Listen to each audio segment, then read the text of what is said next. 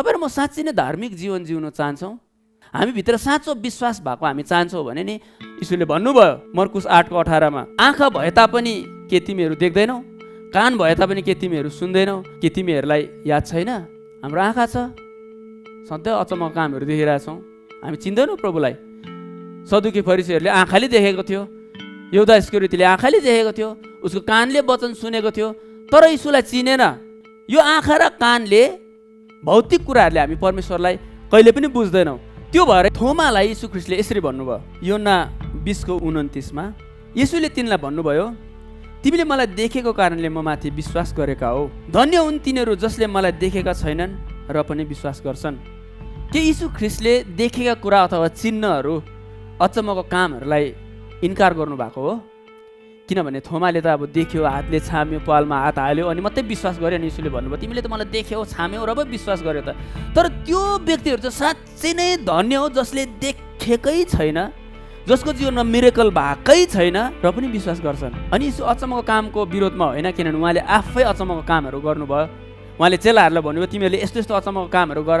आज पनि संसारमा अचम्मको कामद्वारा धेरै मान्छेहरू बाँच्छन्। उहाँको अर्थ चाहिँ के हो भन्दाखेरि नि, जुन व्यक्तिहरूको विश्वास र क्रिस्चियन जीवन चाहिँ नि देख्ने कुरामा, प्रार्थनाको उत्तर आएको कुरामा, चिन्हहरूमा अडिएको छ, त्यो व्यक्तिले वास्तवमा परमेश्वरलाई कहिले पनि देखेको छैन। र त्यो व्यक्तिहरूको विश्वास चाहिँ तबसम्म कायम हुन्छ जबसम्म उनीहरूको जीवनमा अचम्मको काम भइरहेको छ। मुर्दाहरू बिम्तेको देखिबस्नुपर्छ उनीहरूले, तर एक दिन चङ्गाई हुनु छोड्यो, प्रार्थनाहरू सुन्नु छोड्यो भने उनीहरूको विश्वास पनि तल भुइँमा जान्छ।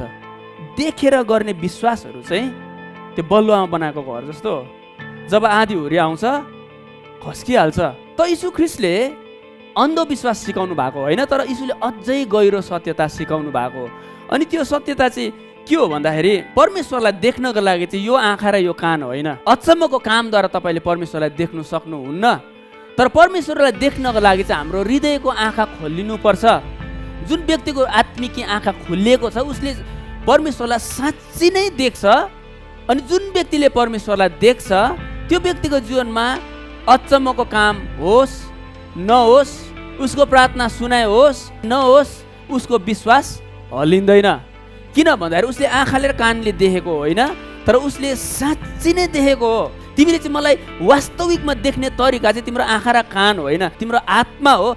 त्यो आत्माले जब तिमीले देख्छौ तब तिमीलाई प्रमाण चाहिँदैन तिम्रो विश्वास कायम हुनुको निम्ति। अनि त्यसलाई चाहिँ हामी के भन्छौँ? साँचो विश्वास।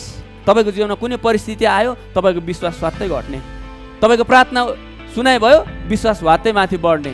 त्यस्तो विश्वासलाई चाहिँ विश्वास भन्दैन बाइबलले।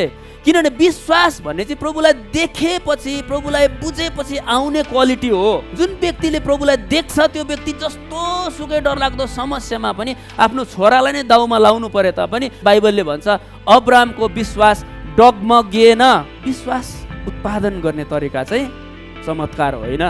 त्यो भएर यीशुले भन्नुभयो, धन्य तिमीले त मलाई देखेर विश्वास गर्यो। तर त्यो व्यक्तिहरू जसको आँखाले देख्दैन, कानले सुनेको छैन, तर पनि मलाई विश्वास गर्नु सक्छ। तिमी लड्नु सक्छौ तर ऊ लड्दैन, किनभने उसले साँच्ची नै मलाई देखेको छ। कसरी देख्यो?